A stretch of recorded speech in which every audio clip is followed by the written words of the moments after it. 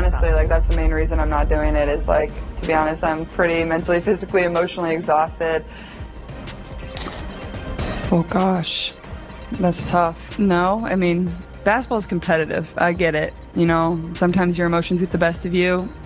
It's uncommon for a rookie to secure a spot on the WNBA All-Star team. You have another teammate on this WNBA All-Star squad who is also a rookie. It is rare for rookies to make the All-Star team, and it's even more rare to have those rookies have the kind of dynamic right that you and Angel Reese have rivalry in the college game and rivalry in the pros. How do you think sort of that rivalry that so many fans have been excited by sort of impacts the kind of play that you can have tomorrow night? Fans are buzzing as the WNBA All-Stars gear up to take on Team USA. Yeah, I think people are just excited to watch. I think that's been the biggest thing about it, is just the amount of fans that are probably going to tune in and watch this. I think not only from, obviously us to being rookies, being here, being on the same team, but also the dynamic of playing Team USA. Like, that's only comes around every 4 years. Like, it's, the best in the WNBA versus the best in our country, and Team USA, the WNBA All-Star versus Team USA, is shaping up to be a fierce competition. So I think that's going to be super fun. I think it's going to be competitive. You don't always see that in All-Star games. I think it's going to, people are going to, try to win. Like, that's what we're here to do, is, win and compete. And that's kind of what Charles Miller said to us in the huddle, is like, let's win, like the winning is fun, like let's get after it. So I think it's going to be a lot of fun for not only us, but everybody else watching too. Will Caitlin and Angel Reese have a special plan? Real quick, do you have anything special planned with Angel? Any picking rules or planner? I don't think we have anything planned, honestly. Like, we just got plays teams going to run, and whatever happens, happens. I guess you mentioned that format, which hasn't been done since 2021, because obviously that was the last Olympic year. Here's what Caitlin Clark thinks about Ariki O'Malley. Now that year, AR O'Malley did not make Team USA, but she went out and bowled out. She led the WNBA All-Star to a win and won MVP as well for All-Star. What are your thoughts on yourself? Perhaps being motivated by anything different this year? I'm not motivated by anything, honestly. I'm just going out there to have fun. Like, I'm not here to prove to anybody anything. Like, I think for me, like, this is my first All-Star game. Like, just fun, enjoy the experience. Sports accomplished its intended purpose. Finally, sports did what sports was supposed to do. Forget how much you're going to grow. Forget the name. Go with the best basketball players in the world. And I think that's what they did here. Caitlin Clark is going to be a great basketball player. Has Caitlin Clark grew this game? Absolutely. But she's not the 12th best. Simply being Caitlin Clark doesn't mean she has the authority to adjust the USA roster. So you're sitting here telling me just because she is Caitlin Clark and she might bring some attention, I'm gonna leave a player off, but she's not better than. I don't think that's fair. And I don't think that's disrespectful to Caitlin Clark. She's going to be on a bunch of Olympic teams. She is still going to grow this game. What was the reason Caitlin didn't participate in the three-point contest? I want to ask you how much you're looking forward to this break, right, coming up, and sort of how much that played into people. Would love to see you right at the skills challenge and three-point challenge. But just how did that play out? And honestly, like, that's the main reason I'm not doing it, is like, to be honest, I'm pretty mentally, physically, emotionally exhausted. When Caitlin is competing, tasks that seem easy for others can be quite difficult for her. I've been competing for a year straight and at times that probably can seem pretty easy to most people, but it's really hard and really taxing not only on my body, but like a lot of mental preparation goes into those type of things. A lot of emotional, tolls can be taken. And obviously I've been very fortunate to have so many great opportunities over the course of the last year. And I know there's going to be so many more great opportunities for me to come, so I'm pretty sure I'll be in a three-point competition for everybody to watch at some point. Not everybody needs to freak out, so there's going to be a ton of eyeballs on that game on Saturday night. And this is a question that I'll be asking Caitlin in a few minutes as well.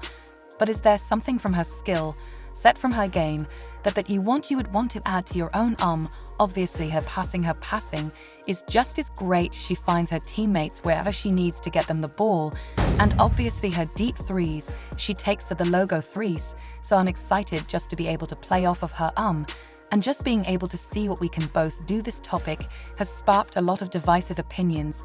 Now she has been left off of the Olympic team 12 players have made. Ready Joy asking you first, was it disrespectful to leave Caitlin Clark off the Olympic roster? No, I don't think it was disrespectful to leave Caitlin Clark off the Olympic roster. She is not one of the 12 best professional basketball players in the United States of America. Right now, the goal of the US women's basketball team is to win a gold medal, is to win. That is their goal. That is the goal of the people that put this team together. That is the goal of the team heading to Paris. And that should be their only goal. Ratings is somebody else's problem. And that is not the priority, nor should it be even considered when you're talking about putting together a roster that is going to compete at the highest level at the biggest stage in the world, which is the Olympics. Remember how salty we got when the men weren't winning the gold. That was a problem. We're not getting involved in this. This is the best team in the world. It is a very hard team to make. They take a lot of considerations for who makes this team, not just who the best players are, but how they're going to play together. Because they aren't just assembling an all-star group, they're putting together a team of players that have to play together.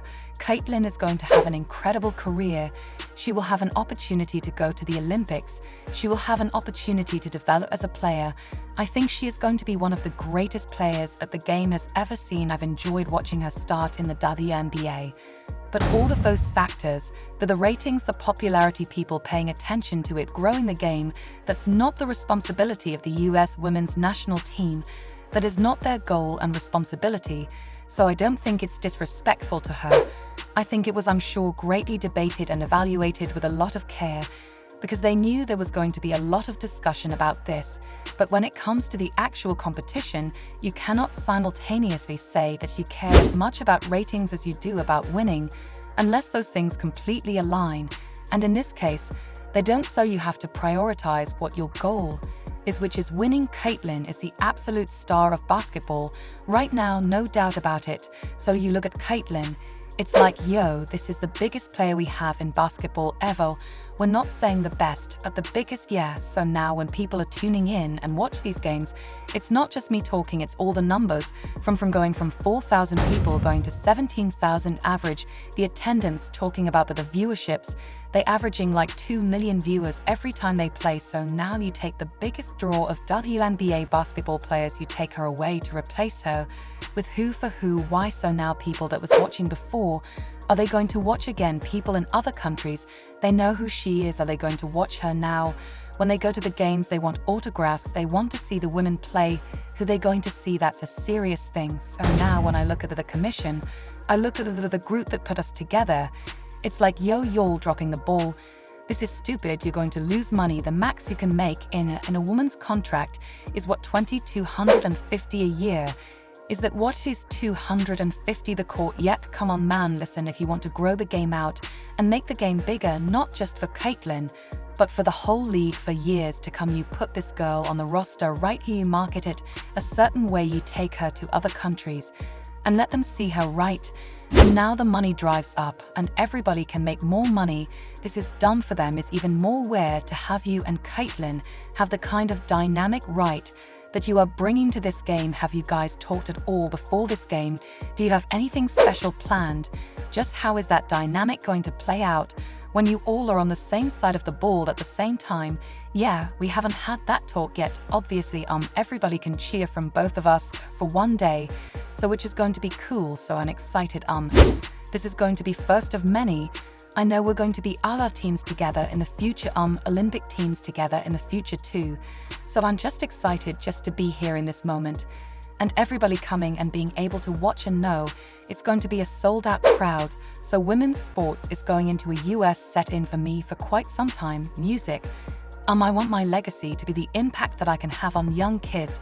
I think it's, it is what it is. It's whatever they see on the video is what they're going to call but I think we could have responded a little better. The WNBA game is always intense and physical, like a non-stop showdown of strength and strategy. The WNBA game has always been physical, has always been violent. Everybody is getting fouled hard, not just Caitlin Clark, but everybody is getting fouled. Caitlin stepping up big time, poised to lead our squad to new heights. Hey.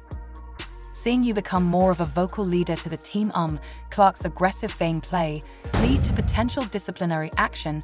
The question of whether Caitlin Clark faces suspension due to flagrant fouls looms large in discussions surrounding her performance as a prominent player in her sport. Clark's aggressive style of play has occasionally led to incidents that raise concerns about potential disciplinary actions. Caitlin's string of flagrant fouls has stirred up some serious talk about her future on the court. Her recent accumulation of flagrant foul has heightened speculation about her future on the court.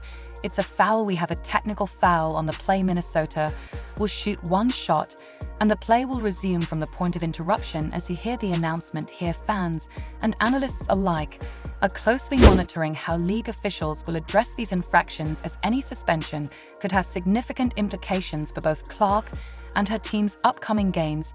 Is how Caitlin got a technical foul, a transition take foul.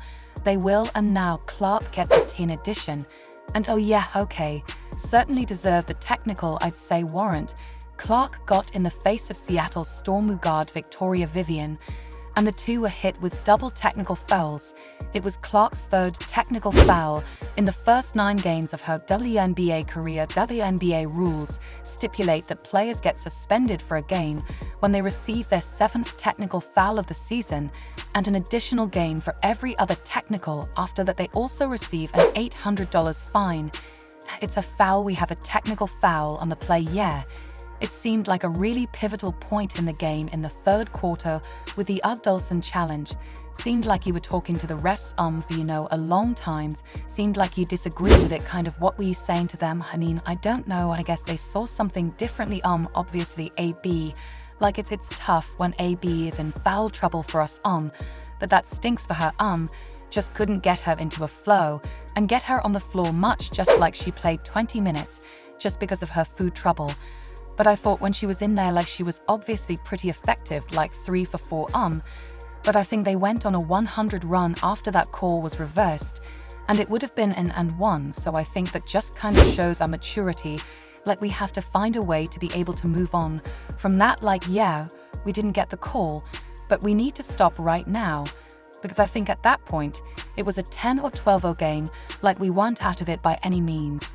And then we let it balloon to a 20-plus game. So I think it's, it is what it is. It's whatever they see on the video is what they're going to call But I think we could have responded a little better. But I think there was a few moments in the game where it was like we just couldn't get it to go our way. The reaction from folks is getting pretty toxic over it. I think the conversation overall about Caitlin Clark and the reaction that we're seeing from a lot of people has become a bit toxic. Because I think this incident is getting mushed in with how people have been playing defense on Caitlin Clark, how physical they've been on Caitlin Clark. Some of the comment from some of the greats in the W before Caitlin Clark got in, it's all kind of getting put into this pot of Caitlin Clark hate. And I think it's more nuanced than that. I think there are a lot of things that's happening with Caitlin Clark in the start of her career that are very normal to a lot of sports. You often see players who are in the league or players who have played before or greats have opinions about new rising stars in the league. That is not uncommon. That's not exclusive to women's sports. It's not exclusive to men's basketball. We can pull so many examples of that. You often see rookies get played very tough, get a little message shown to them, especially if they're coming into the league with a lot of hype that also is not new. I think what is very specifically unique about this situation is we are seeing a transcendent crossover superstar come into the league and have a huge amount of buzz, of polarization, of excitement. It is translating in numbers, it is translating in ticket sales, it is translating in conversation, and overall, I think that's a good thing. I don't think that what Kennedy did is a reflection of how the entirety of the league feels. I don't think it's a reflection of how all female athletes feel. And I don't think it's a reflection of how the media feels. I mean, there's some hate going on, right? And we all can see it. I think what Joey just talked about is important. Because not everything is hate, right? I feel like sometimes, if somebody does something to a player right, that's being hated on, you just throw that right in there with it. And that's not the case. They are pushing her a certain way, but like, I don't mind guarding a rookie you know from. That good, she deserves that type of attention. But my thing is, like, when you look at this play from Kennedy, though, right, like, there's no basketball part of that, and the game doesn't need that. Any sport, if it's basketball, women or men, there's no you call her out her name, and then you, what is that, right? And then let me help you people out for a second. Kennedy Carter, it's her name. I know a lot of you guys don't know who that is. She actually got drafted 4th overall, right, 2020. She's been on with 3 teams so far, so a PA like that, that's not known, that's trying to get her name out there. They do stuff like that in NBA. They have Dylan Brooks, they got guys like that, so I understand it. But my problem is when you talk about hate, that's hate. There's no basketball part in a game. You may call it hate, but what I will call it is envy. What we are seeing with Caitlin Clark is envy. And let me define it for so many of y'all, because they're human. I'm not surprised that we're seeing envy, but envy, a feeling of discontented or resentful longing aroused by someone else's possession, qualities, or luck. With Caitlin Clark, it's not at all luck. But what we're seeing, and not generalizing, not by every WNBA player, but by some, I believe Kennedy Carter in that specific incident, is envy. Because post-game, when you go to the presser and you don't want to answer questions about Caitlin Clark, why you answer questions about other individuals, but you don't want to answer questions about Caitlin Clark. I believe what we are seeing is envy. It's a tough situation in WNBA, where every game's a battle of grit and hustle. Now it's a tough situation because the WNBA game has always been physical, has always been violent. Everybody is getting fouled hard, not just Caitlin Clark, but everybody's getting foo. It's a very, very physical game, so I really don't know what you can do as a commissioner without really changing the game for Caitlin Clark. I don't know what you can do. But with this whole situation, and watching what unfolded in this situation with Kennedy, couple things stood out to me. Number one, I did not like Angel Ree standing up and clapping on the sideline, because it kind of lets me know that this is something that has been talked about, that is on our minds. Like, we are going to send this girl. One thing that I love that she's bringing to her sport, more people want to watch. Caitlin Clark has been a sensation since she joined the Indiana Fever. But while she may be loved by the public, the same cannot be said within the WBA. Some players have opened up about who Caitlin really is and urged the public not to be fooled by her. Besides people hailing her as a game changer, many believe she is overly sensitive and not yet ready for professional basketball. Some players even think her popularity is overshadowing others who are also contributing to winning games. But what is it about her that has been fooling the public? Is there more to her that the WNBA has discovered? Join us as we look into why the WNBA has opened up about her and asked everyone not to be fooled by her. For 22-year-old Caitlin Clark, who has quickly become a favorite of many viewers, it's clear that hard work got her this far. However, there are dissenting opinions in the WNBA and claims of dislike toward the Indiana Fever rookie. Caitlin Clark was drafted to the Indiana Fever earlier this year, fresh off 2 record-breaking games, and wearing a Predator skirt suit. This received many positive comments, with many hailing her as an NCAA superstar and a game-changer for women's professional basketball. But her first month in the WNBA was rocky because the Fever didn't win many games. She played with the team, and it seemed like she was going through some growing pains. A debate grew when Basketball Hall of Famer Charles Barkley claimed that other WNBA players were petty about Caitlin Clark's stardom. "Y'all petty girls. I expect men to be petty, cause we're the most insecure group in the world. Oh, y'all should be thinking that girl for getting y'all ass private charters, all the money and visibility she bringing into the Jeff NBA. Don't be petted like dudes." How has Caitlin Clark's WNBA experience been so far? And how did she spark these reactions? The best part is yet to come. Stay tuned. Things looked particularly bleak when she scored a season low of 3 points in a game against the New York Liberty, a flagrant foul from the Chicago Skies. Kennedy Carter recently fueled long-simmering rumors that Clark isn't getting a warm welcome from her new colleagues. Some say older WNBA players are jealous of how much credit she's being given for the league's newfound attention. Others think this is typical treatment for a rookie with a big reputation, and Clark has been compared to a number of NBA players, including Michael Jordan and LeBron James, whose hyped-up entries into the league was swiftly checked by their fellow players. The official line from most has been that the WNBA is happy on board and that a rising tide lifts all boats. So are any of these rumors true?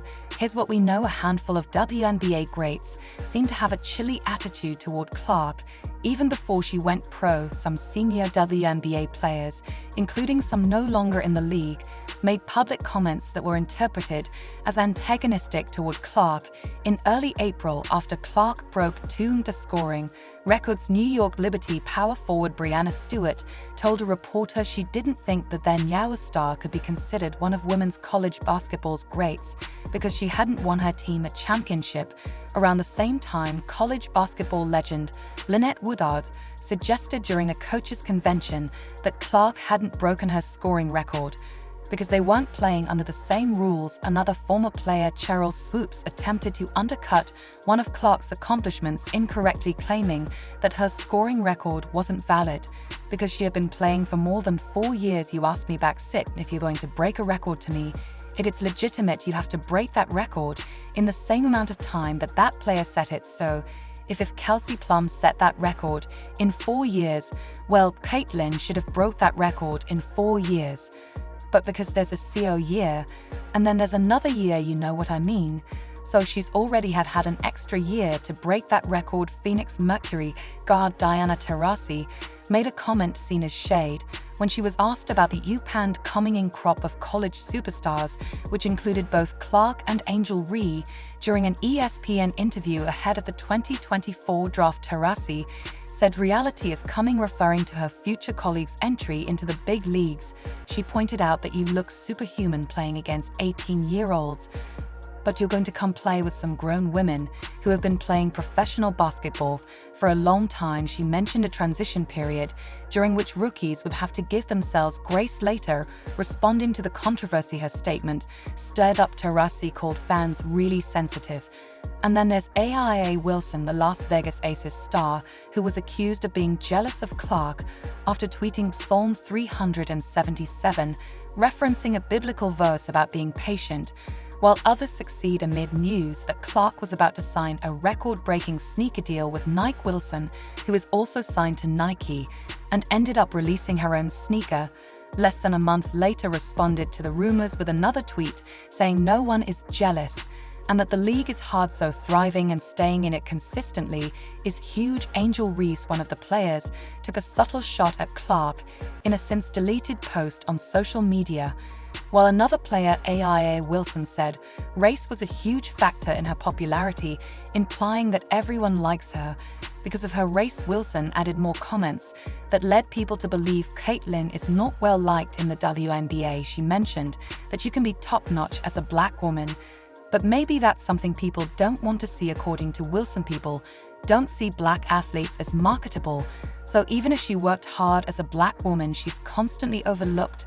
This reinforces her belief that it's about race, and she said it boils her blood just thinking about it. A lot of Clark's on-court success has been hindered by relentless defense against her. Sports commentators say this is typical for a major talent with a lot of attention stepping into the league. For the first time, the words target and everyone's coming for her have been thrown around a lot. The New York Post called a painful-looking scream from Stewart the rookie latest welcome to WNBA moment, suggesting the rough treatment Clark is getting is normal. Opposing teams seem so fixated on keeping her at bay that one player recently ran over to guard her, not realizing she had a second free throw to take before they could resume. Tensions heightened when the Fever played the Chicago Sky, a team that includes Reese, Clark's fellow star rookie, during the game, which was the Fever's first home win. The Sky Kennedy Carter hip-checked Clark during an inbound play, prompting outrage from fans who saw it as a cheek shot. Some reports claim Carter called Clark with a foul term just before checking her, while others insisted Clark actually elbowed Carter earlier in the game. Even Clark admitted she was frustrated, saying in a post-game interview that Carter's check was not a basketball play. But that's what basketball is about at this level. Carter declined to answer questions about Clark in a post-game presser. But on Threads, she wrote of the rookie, beside three-point shooting, "What does she bring to the table, man?" with a laugh crying emoji. She also reposted a fan video accusing Clark of flopping or deliberately falling to make the incident look more dramatic than it was. FIFA coach Christy Sides told reporters after Saturday's game that she has been sending plays where she believes Caitlin Clark was treated unfairly to the WNBA for. Rewarded with free throws or foul calls, she followed up by tagging the WNBA on Twitter, saying this is unacceptable and asking when the consistent complaints will be heard. The Fever's general manager Lynn Dunn also took to Twitter asking the league to clean up the crap. On Sunday, the league upgraded Carter's foul to a flagrant 1 violation, but did not fine or suspend her. This seems like hating on Caitlin Clark, face guarding extremely aggressive play, and the occasional hard foul can be described as competitiveness. The players going out of their way to call her names and body her to the floor without the ball is definitely hating. These and many other occurrences have generated controversies and reactions from sports fans worldwide. Some, like Sue Bird, believe there is no hate toward Caitlin Clark. Birds said the alleged hate against Indiana Fever rookie Caitlin Clark is just trash talk that's been misinterpreted. She thinks most WNBA players see it as competition, not personal hate. Bird mentioned that Caitlin will be remembered as a pivotal player who made a change, comparing it to when LeBron James entered the league. Without diminishing Michael Jordan's legacy, Bird believes the competitive talk has been mistaken for hate, and no player truly dislikes Caitlin. She said these when she was speaking during an appearance on The Good Game with Sarah Spain podcast. Hammond, the head coach, also commented on the situation. She said she loves Caitlin Clark and watches her whenever possible. Hammond emphasized that the league supports Clark and that they will focus on their own game regardless of the opponents. She urged people to stop spreading the narrative of everyone hating on Caitlin Clark and to ignore any racial undertones. Hammond acknowledged that Clark is a 22-year-old rookie under a lot of pressure and suggested people ease up on the criticism. After Hammond spoke, Wilson had another perspective on the matter. Wilson, who had earlier been criticized for passing hate comments about Caitlin, said that Caitlin is learning and growing like everyone else. People don't give her a chance. As noted by her teammates, they remind rookies every day that they are entering a new world, and starting over the questions can be annoying because Caitlin is young and new to the league, not a seasoned veteran. They believe Clark is just doing her job, and everyone will improve by focusing on their performance. The conversation about her has become exhausting, and it's clear Clark must feel the same way. Clark herself has avoided making accusations after a recent game against the Sparks. She mentioned that everyone plays physically with her, and she sometimes feels that certain actions are overlooked. She acknowledged that professional basketball is very physical and emphasized that her job is to continue showing up and helping her team improve as they fight for their first win. When asked about the attention she's received compared to veteran players, Clark said she doesn't follow social media or the narratives. She focuses on her job, which is to compete and play basketball. She believes that more attention on every team can help her get better. NBA star LeBron James, who tweeted in April that those who don't support Caitlin Clark's game are just a flat-out haters, recently discussed Clark's situation in the WNBA on his podcast Mind the Game. His co-host, former NBA player JG Rec, noted there is definitely some dislike or vitriol from older players towards Clark, adding that this kind of reaction is something they all faced when they first joined the NBA. James, who was also a highly anticipated draft pick and received a major Nike endorsement before playing a game, said he's rooting for Clark because he's been in her position. He highlighted that Clark Impact is contributing to the WNBA's progress, including the league's new private travel program launched in 2023. James and Rec aren't the only NBA players defending Clark.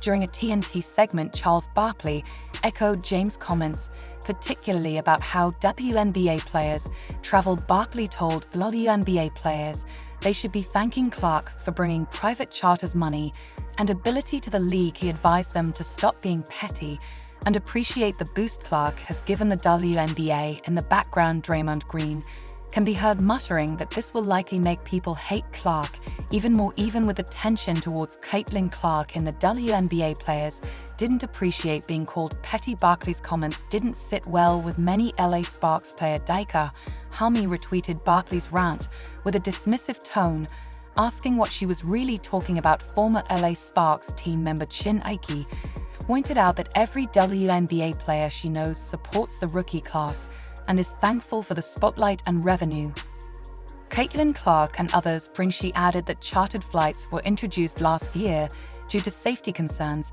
and increased revenue. New York Liberty player Jonquel Jones expressed interest in knowing who the women supposedly hating on Clark are. Angel Reese, Caitlin Clark's fellow rookie, made a notable mention of Charles Barkley's comments after celebrating the Chicago Sky's victory over the Liberty on Twitter. Reese emphasized that the win was a result of the entire team's efforts rather than just one standout player benefiting from a charter flight.